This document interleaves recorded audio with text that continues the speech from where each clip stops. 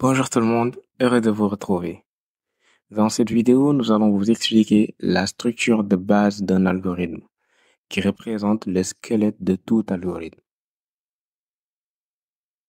Imaginez la structure d'un algorithme comme un château de cartes, où chaque étape de l'algorithme représente une carte qui est soigneusement placée sur d'autres, créant une structure équilibrée.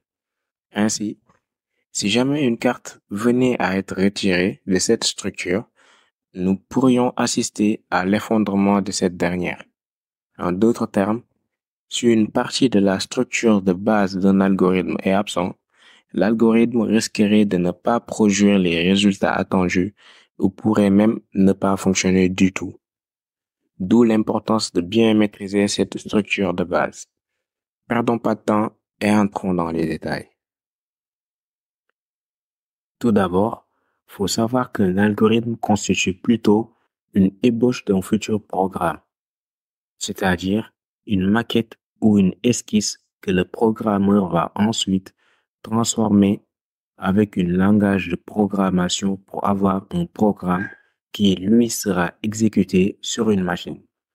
Il peut donc être écrit sur du papier, car il n'est pas destiné à être exécuté par la machine. Cependant, il existe plusieurs méthodes pour représenter un algorithme. On parle de formalisme de représentation, chacun adopté à différents besoins et contextes. En voici les plus populaires et plus utilisés. En premier, nous avons le langage naturel, qui est le plus compréhensible mais qui peut être interprété de plusieurs façons, d'où son ambiguïté. Il est adapté aux algorithmes qui doivent exclusivement être exécutés par des humains. Par exemple, se brosser les dents, suivre une recette de cuisine ou encore montrer une direction. Ensuite, nous avons le pseudocode, qui est un langage intermédiaire entre le langage naturel et le langage de programmation.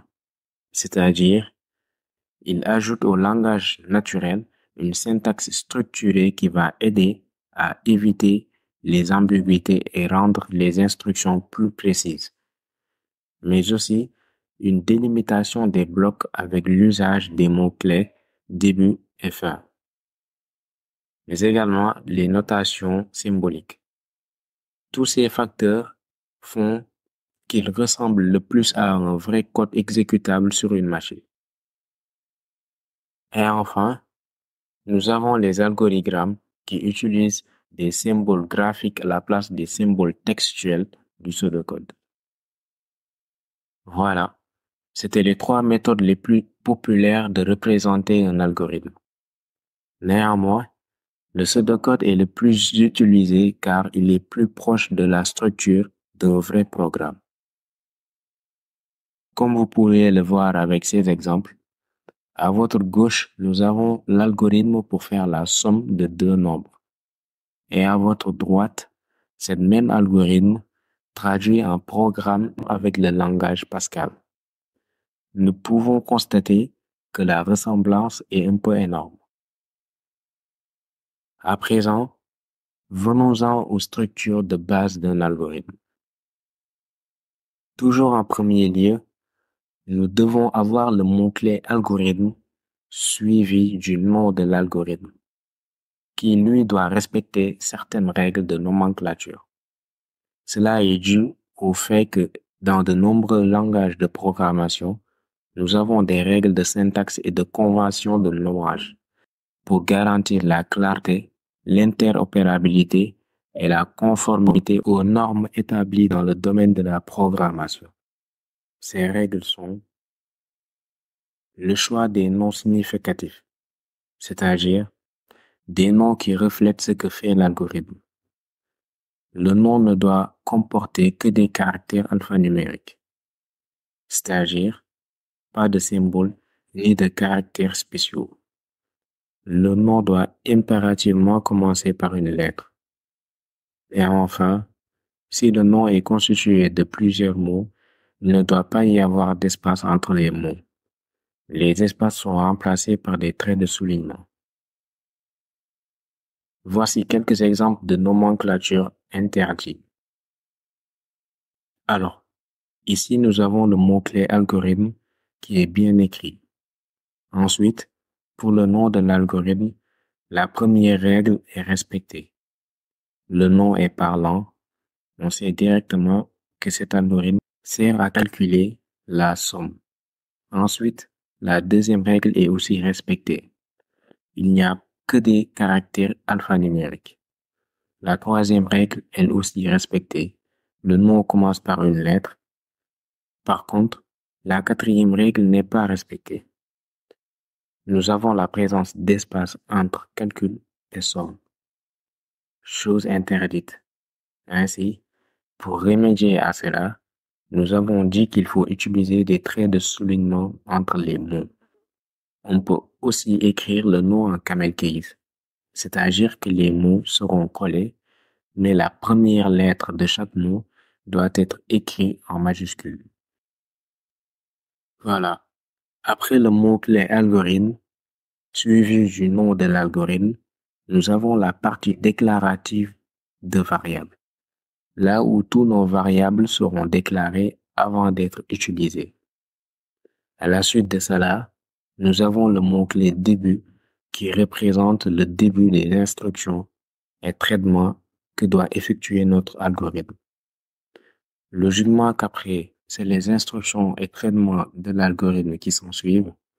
Et pour finir, à la fin des instructions et traitements, nous avons le mot-clé fin qui montre que c'est ici que se termine notre algorithme. Alors, voici un exemple de la somme de deux entiers. Tout d'abord, nous écrivons le mot-clé algorithme, suivi du nom de l'algorithme, bien sûr un nom qui respecte les règles de nomenclature. Ensuite, nous aurons la partie déclarative de nos variables avec le mot-clé variable pour montrer que nous allons déclarer nos variables. Ensuite, nous avons un autre mot-clé début pour montrer que nous allons commencer à écrire nos instructions. Et tout à la fin, le mot-clé fin pour faire savoir que c'est tout. Notre algorithme s'arrête ici. Vous avez dû remarquer que j'ai pas parlé des instructions et traitements, mais aussi des variables que vous voyez ici. Sûrement, vous êtes en train de vous dire, oui, d'accord, algorithme. Nom de l'algorithme, respecter les règles de nomenclature, début, fin. Mais c'est quoi variable? A, B, somme. Les instructions, lire, écrire, etc. Alors justement, les variables feront l'objet de notre prochaine vidéo. Et dans celle-ci, nous vous expliquerons ce qu'est une variable et ses différents types. Alors n'hésitez surtout pas, abonnez-vous et activez la cloche de notification pour être averti quand la vidéo sera en ligne. Comme d'habitude, avant de nous quitter, résumons ce que nous avons appris. Nous avons eu à voir que la structure de base d'un algorithme représente le squelette de l'algorithme.